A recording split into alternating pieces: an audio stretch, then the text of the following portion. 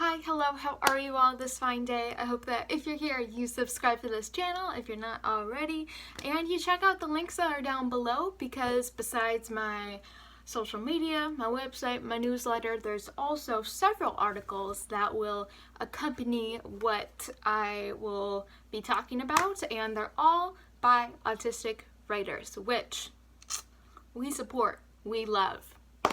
So to jump right into this, if you can't tell by the title already, I'm going to be talking about the new Netflix series Love on the Spectrum, which, a short premise about what the heck this is.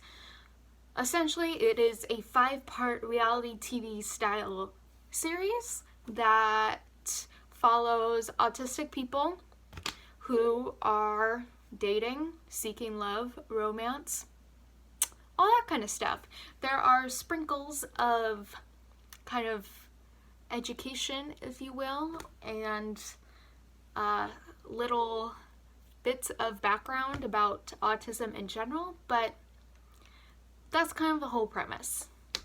Now, on paper, that sounds really great. We love representation, especially actual autistic people that are portrayed by autistic people, rather than a series where it's an autistic character but it's played by a neurotypical actor. So cool, we love that. And at least from what I've heard about it, in terms of like the neurotypical majority, people love it. They're eating it up, they think it's great. They see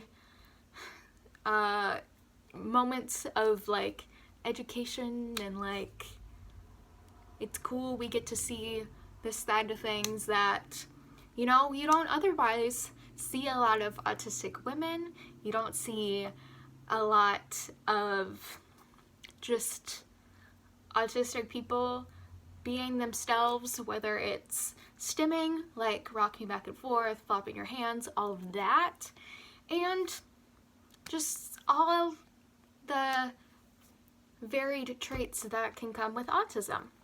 Now, here's where we're deviating, because as an autistic person and as one of many autistic viewers of this series, we have a little bit more criticism. And let's kind of delve into that. So, the kind of general air around Love on the Spectrum is, yes, positive, but also in a way demeaning.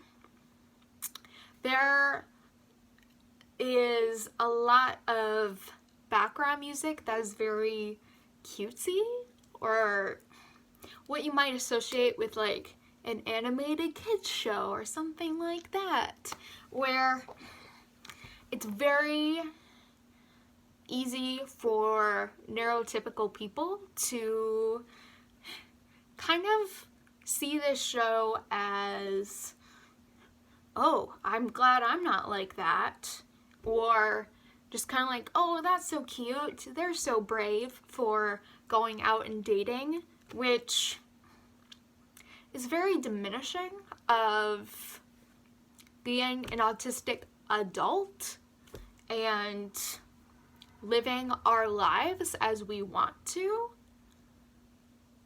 And that's not something that we want categorized as brave. It's just us living, and that's not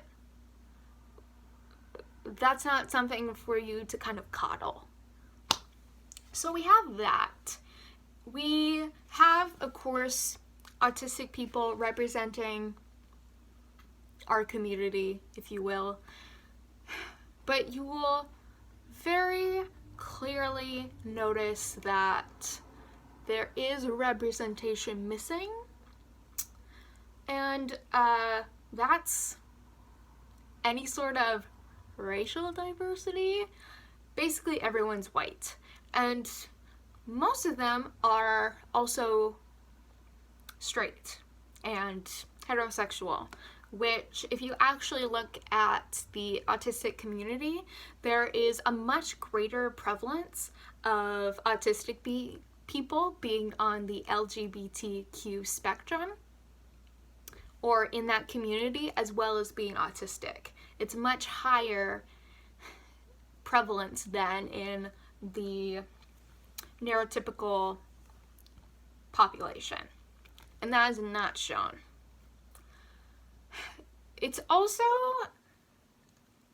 very kind of loose with the information and the suggestions for dating, being autistic, how that associates with relationships, in that there is a statistic mentioned in the show that only 5% of autistic people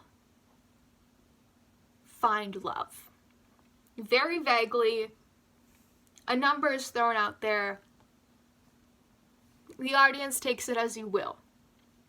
Which the number comes from a very general survey that asked people ages from, I believe, 21 through around mid-50s, 55, 56. And that's what they saw in autistic people, that in that age range, 5% of them have been married. Which, that doesn't mean people haven't fallen in love. That doesn't mean that it represents the relationships, let alone the very wide age range, which people can find love and one, not be married at 21, which most people aren't, and also, do you stop trying to find love at 56? Like, you just give up? Besides that statistic, there's also a relationship psychologist type of person, therapist, that is helping a lot of these people on the show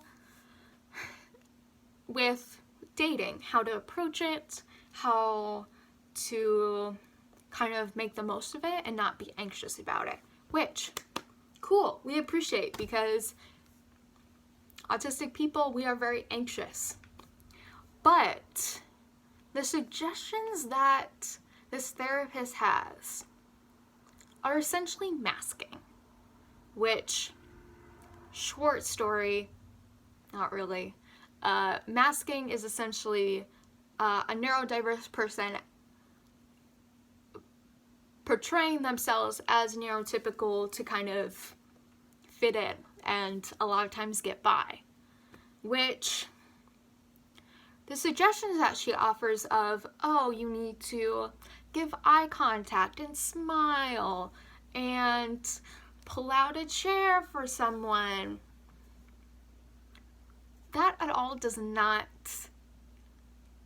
dictate whether anyone finds love. And of all people to not care about that kind of stuff, it's autistic, neurodiverse people. That's not what we're in it for. That's what draws us away from potentially dating in the first place. So, very discouraging, and overall, it does feel like, in a way, it can be taken as a spectacle. That there's a lot of people first kind of language, and that it's kind of explained or identified as people on the spectrum or people with autism, where You know, it's not bad to call people autistic people. In fact, they probably prefer it. Because although we don't want to be defined by our autism, it's a part of who we are. And most people who are autistic, of course it varies, it's usually suggested to just say you're an autistic person. That's what I prefer, and that's what I've seen a lot of people prefer.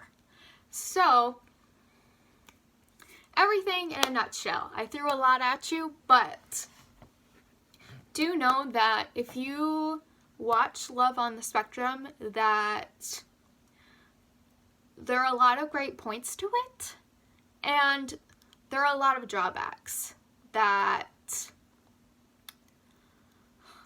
don't necessarily help the autistic community as we just try and exist in a neurotypical world, and we do so unabashedly authentic and not compromising who we are, especially when it comes to giving a voice and having a voice that others hear.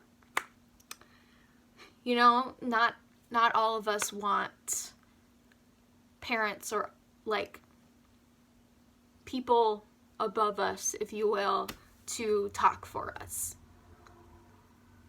We deserve to talk for ourselves. So we have a lot of work to do, but I'm hopeful. I think there's good things coming. And if you have watched the series, if you are interested in it, please share your thoughts down below. Let's start a conversation. And thank you so much for being here. Subscribe if you're not already. And I will see you all next time.